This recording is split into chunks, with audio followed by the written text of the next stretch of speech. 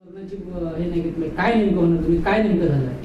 आज या ठिकाणी मेरिटाईम बोर्डनी व्हाईट ऑर्चिड या कंपनीबरोबर करार केला आहे आणि तो करार झालेला असताना व्हाईट ऑर्चिड कंपनीने पूर्णपणे विकसित करण्याचं काम व्हाईट ऑर्चिडचं असताना त्या ठिकाणी मेरिटाईम बोर्डनी 15 लाखाची निविदा काढून त्या जेटी नसलेल्या जेटी निर्माण करण्याचं काम मेरिटाईम बोर्ड मार्फत केलं जात आहे आणि त्या जेटींवरती तशा प्रकारची कोणत्याही पर्यावरण विभागाची परवानगी नसताना त्या भागातली ड्रेजिंग करण्याचं काम चाललं आहे आणि हे ड्रेजिंग या पुलालगत चाललेलं आहे. पूल नव्याने बांधण्यात आलेला 2 राज्यांना जोडणारा पूल आहे आणि या पुलाला लगत ड्रेजिंग केल्यामुळे भविष्यात तो पुलाला पण धोका निर्माण होणारी शक्यता वाटते आणि म्हणूनच याबाबत मी सर्व प्रशासनाकडे तक्रारी केलेल्या आहेत. या प्रकरणामध्ये बंदर मंत्री नारायण राणे आहेत आणि बंदर मंत्री नारायण राणे असल्यामुळे या बंदर मंत्र्यांचा वरदस्त या ठिकाणी चाललाय. विकासाच्या नावाखाली हे बंदर निर्माण करण्याचा प्रयत्न चाललाय पण रेडी बंदर अजून विकसित झालं नाही आणि नव्याने बंदर या ठिकाणी एवढंच नव्हे तर या आरोंद्यापासून 5 किलोमीटरवरती कवटीला पण एका बंदराची परवानगी मेरिटाईम बोर्डने दिली आहे. म्हणजे किती बंदर होणार आहे आणि किती बंदरातून निर्यात आणि किती बंदरातून आयात होणार आहे याचा कोणताही मोजमाप किंवा कोणतेही ताळतंत्र नाही. गेल्या 10 वर्षात रेडी बंदरातून लोहखनिजा व्यतिरिक्त कोणत्याही प्रकारचं निर्यात झाली नाही की कसली आयात झाली नाही ही वस्तुस्थिती आहे. विजयदुर्ग बंदर या बंदराला पूर्णतः लगत बोट लागते. या ठिकाणून मळी फक्त एक्सपोर्ट झाली आहे पण इम्पोर्ट कोणत्याही प्रकारचं काय झालेलं नाही. ही वस्तुस्थिती या जिल्ह्यातल्या बंदरांची असताना हे आरोंदामधील बंदर करण्याचा घाट का घातला हेच आता आम्हाला कळत नाही. म्हणून आम्ही या न्यायालयाचे दरवाजे ठोकण्याचे आम्ही ठरवले.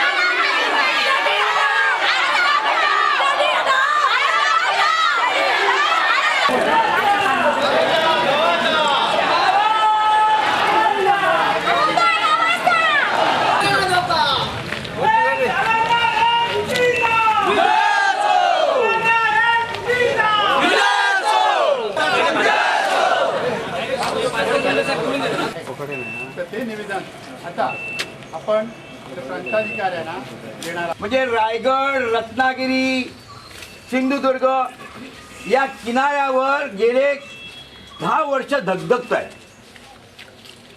रायगडमध्ये कुठे मोठी बंदरं बांधण्यासाठी, कुठं सेज लावून लोकांच्या जमिनी करण्यासाठी, घेण्यासाठी, जयगड सारख्या ठिकाणी, मोठ्या ठिकाणी, जयगड सारख्या ठिकाणी त्या या विहिरीचं पाणी पिऊ नका, कपडे धुवू नका, सरकारनेच बोर्ड लावले. बायका सांगतात तिथल्या गेल्यावर आली त्याच्या वेळेस पोलिसांनी गोळीबार केला. गोळीबारामध्ये मच्छीमारांच्या प्रक्रिया जणू काही विकास काय असतो हे आम्हाला कळतच नाही.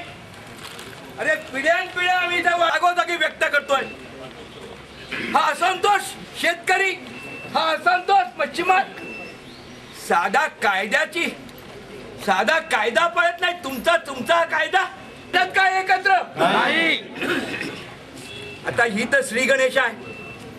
बंदर व्हावं, जेटी व्हावे हा दुसरा भाग. ती होणार नाही, होऊ देणार नाही हे तुम्ही तर या शेतीच्या या ठिकाणी या झाल्याशिवाय याचे पूर्ण न्याय आणि वैज्ञानिक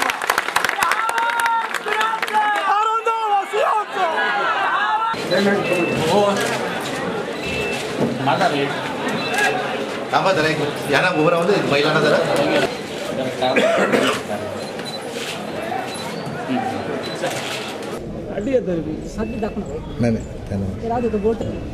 तुम्ही आज मोर्चा काढलाय, काय कारण होती, कशासाठी तुमचा जेटीला विरोध आहे? हा जो मोर्चा आहे त्याचं मुख्य उद्दिष्ट आरोंद्या गावामध्ये जी खनिज जेटी होते प्रदूषणकारी ती कायमची स्थगित व्हावी, कायमची तिकडनं हलवावी, तिचं बांधकाम थांबवावं आणि ती रद्द व्हावी यासाठी हा आरोंदावासियांनी मोर्चा काढलेला आहे. काय नुकसान होणार त्याच्यामुळे तुमचं? या जेटीमुळे मी प्रथमच म्हटलं ही प्रदूषणकारी जेटी आहे. हवा, पाणी, पर्यावरण ह्या सगळ्यांचं प्रदूषण होणार आहे. मच्छीमारी कायमची होणार आहे. बागायतदार आणि शेतकरी हे सुद्धा जीवनातून हे उठणार आहेत. त्यानंतर हे जे प्रदूषण होणार आहे ते प्रदूषण एवढं भयानक आहे की ते लोहकण मिश्रित जी हवा, वातावरण आणि असे ढगच्या ढग ज्यावेळी डंपरमधनं हे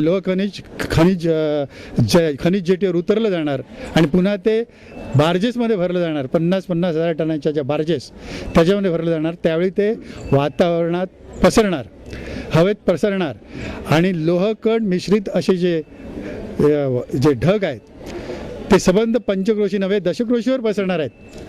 आणि 0 ते 9 हे बालगट, वयोगट आणि विशेषतः 50-55 वृद्ध त्याच्या पुढचे ह्यांना श्वसनाचे सर्व प्रकारच्या व्याधी यामुळे निर्माण होणार आहेत. जे ड्रेजिंग होणार आहे बार्जेस खनिज जेटीकडे येण्यासाठी त्यामुळे खाडीची हे वाढणार आहे खोली आणि ते खारं पाणी आजूबाजूच्या संबंध जे पेयजल साठे आहेत विहिरी, तळी, छोटे पाण्याचे प्रवाह याच्यामध्ये मिसळणार आहे आणि ते पिण्यालायक राहणार नाही. ते क्षार मिश्रित होणार आहे.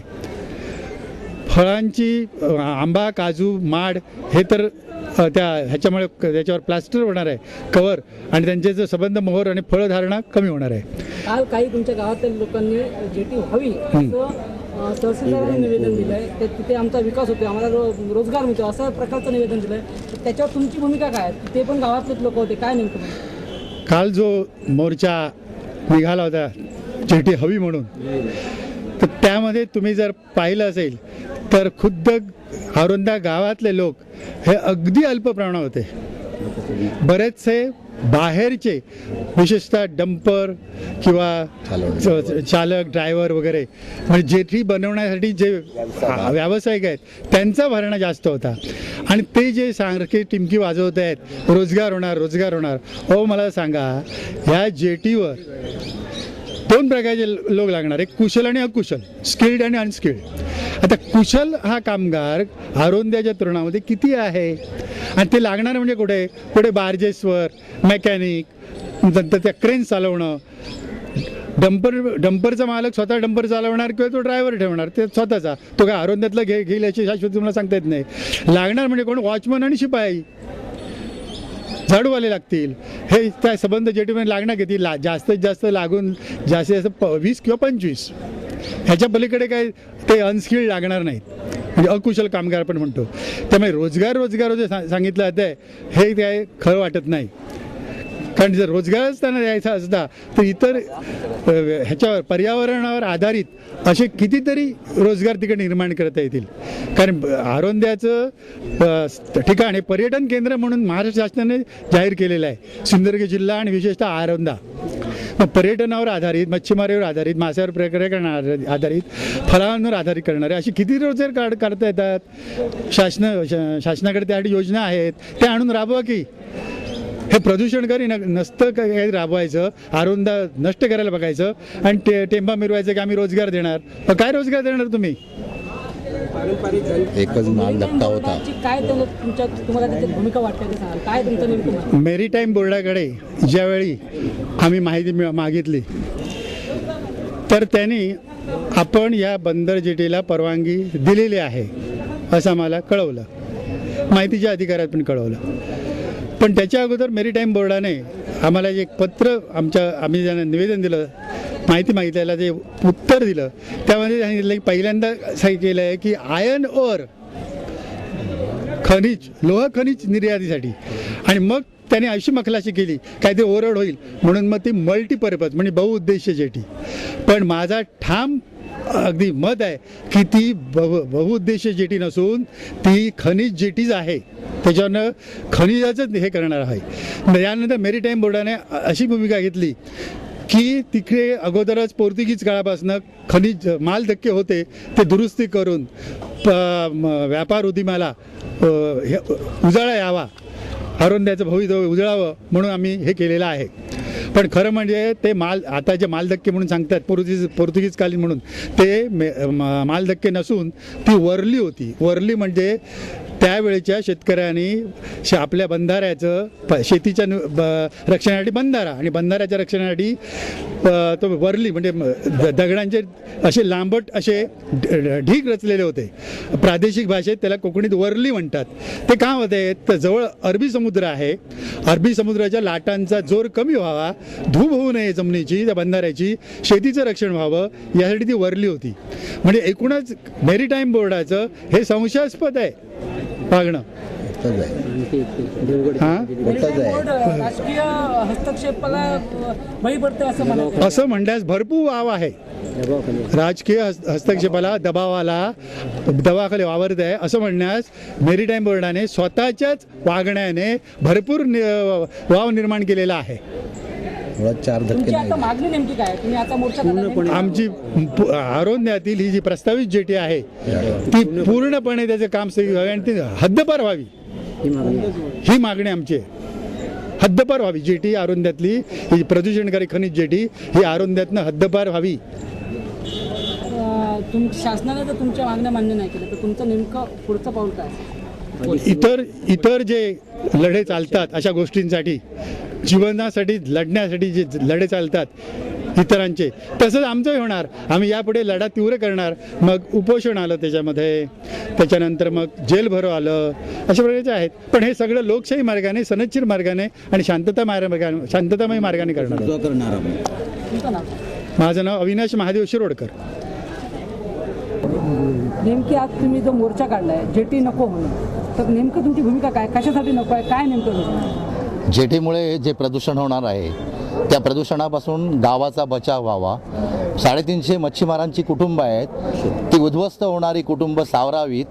त्याचप्रमाणे शेकडो शेतकरी आहेत, त्यांची माड बागायती आहे, आंब्याच्या बागायती आहेत, काजूच्या बागायती आहेत, त्याशिवाय शेती भाती आहे. हे सगळं वाचवावं. त्याशिवाय दुसरी गोष्ट म्हणजे पर्यावरणाचा महत्त्वाचा प्रश्न आहे. त्या दृष्टीनं प्रदूषण वाचून या गावातली लोक आरोग्यदृष्ट्या व्यवस्थित राहावीत, सुखी राहावीत, हा आमचा उद्देश आहे. आणि त्यासाठी आम्ही या जेटी विरुद्ध आंदोलन पुकारलेलं आहे. काय नुकसान तुमचं होणार आहे नेमकं आणि कशासाठी तुम्ही हा विरोध करता? तिथे एकीकडे सांगतात की तो तिथे रोजगार मिळणार लोकांना, तिथले स्थानिक लोक निवेदन देतात, पण नेमकं तुमची भूमिका काय आहे? इथं रोजगाराचा प्रश्न जो बोलला जातोय तो आमच्या दृष्टीनं रोजगार तिथं फार मोठ्या प्रमाणात मिळणारच नाही आहे, हे महत्त्वाचं आहे. आत्ताच तुम्हाला शिरोडकर सरांनी सांगितलेलं आहे रोजगाराबाबत. पण आमची भूमिका अशी आहे की आमचा गाव हा सुंदर आहे, सुखी आहे, आरोग्यदृष्ट्या सुखी आहे. तिथल्या गावातली लोक अगदी सुखात समाधानाने नांदतायत, त्यांना काही कशाची आणखी कमतरता नाही आहे. आणि असं असताना हा अशा प्रकारचा जेटी प्रकल्प आमच्या आरोंदा गावावर का लादला जातोय हा प्रश्न आहे. आमच्याकडे तर मायनिंग नाहीच नाही आहे. आणि दुसरी गोष्ट म्हणजे आरोंदा गाव म्हणजे काय आहे तुम्हाला सांगतो. आरोंदा गाव म्हणजे सह्याद्री पर्वत, सह्याद्री पर्वताच्या डोंगर रांगा आणि अरबी समुद्र यांच्या कोपऱ्यातनं पडलेलं एक सुंदर स्वप्न म्हणजे आरोंदा गाव आहे. आणि ते स्वप्न आमचं उद्ध्वस्त करण्याचा प्रयत्न ते लोक करतायत. आणि त्यासाठी आम्ही हा लढा उभारलेला आहे. आणि हा सनदशील मार्गाचा लढा आहे, लोकशाही पद्धतीनं उभारलेला. ठीक आहे, तुमचं नाव सांगा. बाळ अरुंदेकर. आज जेटी नको असं एकमुखी मागणी करत तुम्ही आज प्रांताधिकारी कार्यालयावर मोर्चा काढलाय, काय तुमचं नेमकं म्हणणं? आज जेटी नको असा आम्ही आज सर्व ग्रामस्थ आरोंदा ग्रामस्थांनी जो मोर्चा काढलेला आहे त्याच्यामागे आरोंदा ग्रामस्थांची अशी भूमिका आहे की ह्या जेटीमुळे जे मच्छीमार समाज आहेत हे तर पूर्णच उद्ध्वस्त होणार आहेत. ही एक बाजू झाली. त्याच्यानंतर आली बागायतदार आले, शेतकरी वर्ग आले. जी लोक शेतीसाठी बागायतीसाठी कर्ज काढलेली आहेत आतापर्यंत, तर उद्या यांची बागायती शेती उद्ध्वस्त झाली, मग ती कर्जफेड कशी करणार हा शेतकरी वर्गाला मुख्य प्रश्न पडलेला आहे. मेरीटाईम बोर्डाची भूमिका तुम्हाला कशी वाटते? मेरीटाईम बोर्डाने नेमकी कशी भूमिका? मेरीटाईम बोर्ड हा फक्त लपंडाव खेळतोय, फक्त शोषात्मक ही भूमिका वाटते. कारण कोणीतरी त्यांच्यावर दडपण आणतायत असं आम्हाला वाटतंय. काय नेमकं कोण दडपण आणताय? का राजकीय दडपण आहे? काय नेमकं तुम्हाला वाटतं? हे राजकीय दडपण असावं असं मला वाटतंय. तुमचं नेमकं पुढचं पाऊल काय? आता तर आताच्या आंदोलन आता जी आम्ही जी फेरी काढलेली आहे या फेरीनं आम्हाला जर न्याय नाही भेटला तर ह्याच्या पुढे आम्ही तीव्र आंदोलन करू, वेळोवेळी करू आम्ही. तिथल्या काही लोकांनी काल तहसीलदारांची भेट घेतली की आम्हाला एक रोजगार त्याच्यात जेटी झाल्यानंतर आम्हाला एक रोजगार मिळेल असं त्यांची तुमच्या गावातले लोक असं म्हणतात. आणि तुमची नेमकी काल काही जे लोक निवेदन घेऊन आले होते, आरोंदीचे लोक जे आले होते मोजके बोटा एवढे हाताच्या बोटावरचे मोजक्यासारखे होते. कारण जे लोक आले होते ते इब्रामपूर, पंढरपूर, जे ड्रायव्हर ह्या डंपरवरती काम करतायत अशा लोकांना घेऊन आले होते. पण आज तुम्ही जर पाहाल तर पूर्ण ग्रामस्थ आरोंदाचेच आहेत. हे तुम्हाला सहखर्चाने स्वतः वाडेवाय त्या लोकांनी एकत्र येऊन गाड्या ठरवून सहखर्चाने ते इथपर्यंत आलेले आहेत. तुमचं नाव? माझं नाव विद्याधर निकंठ नाईक, माजी सरपंच आरोंदा. काय नेमकं म्हणणं आहे? मुळात का आज आम्ही आमचा पूर्ण गावातली ग्रामस्थ आज प्रांत ऑफिसकडे आलो होतो. या जेट्या ज्या बनतायत, आरोंद्याच्या जेट्या बनतायत, जे मुळात जेट्या तिथे मुळातच नव्हत्या. मग सरकार जे या जेट्या बांधतात रिपेअरिंगच्या नावाखाल्या ह्या कुठल्या हा नेमका गावालाच पण प्रश्न पडला. आमचं असं म्हणणं आहे मुळात तिथे जेट्याच नव्हत्या. मग मेरीटाईम बोर्डने कुठल्या आधारावर त्यांना परवानगी दिली तिथे जेट्या होत्या म्हणून याची सखोल चौकशी सरकारने करावी. कारण हे जे आता ते चाललेलं आहे कुठेतरी पुढारी हे पैसे कमवायला आणि आमचा गाव हा नष्ट होणार याची भीतीपोटी आम्ही याला विरोध करत आहेत. आणि या सरकारने ताबडतोब याची सखोल चौकशी लावून हे चालू असलेलं काम बंद करावं असं गावाच्या वतीने मी विद्याधर नाईक माजी सरपंच एक नम्र विनंती करत आहे. याला विरोध आहे ह्याचं एकच कारण आहे की जवळजवळ 350 कुटुंब मच्छीमार लोक आहेत. त्यांचं धंदा हा उद्ध्वस्त होणार आहे. त्यांची रोजीरोटी जे रोज कमवतात तो उद्ध्वस्त होणार आहे. त्यामुळे हा जेटी कुठल्याही तऱ्हेने रद्द करण्यात यावी. परत जे शेतबागायतदार आहे, शेतकरी आहे, यांची सुद्धा शेती नष्ट होणार आहे. या जेटीमुळे हवामान गावातलं बिघडून जाणार आहे. आरोंदा हे पर्यटन स्थळ असल्या कारणाने पर्यटन जे लोक येणार आत्ता जी सुरुवात झालेली आहे पर्यटन यायला, त्यामुळे दुकानदार जे लोक आहेत त्यांची रोजीरोटी आता चांगल्या पद्धतीने चाललेली आहे, ही सुद्धा बंद होणार आहे. ह्यामुळे आम्ही जेटी आम्हाला नको असं वाटलं आहे. त्यामुळे आम्ही आज फेरीने सुद्धा सांगितलेलं आहे की जेटीमुळे निवेदन देऊन प्रांत ऑफिसमध्ये की ही जेटी आमची ज्या आरोंद्यात बेकायदेशीरपणे काम चाललेलं आहे, मुळे ज्या जेट्या नव्हत्या त्या रद्द करण्यात यावा अशी आमची विनंती आहे.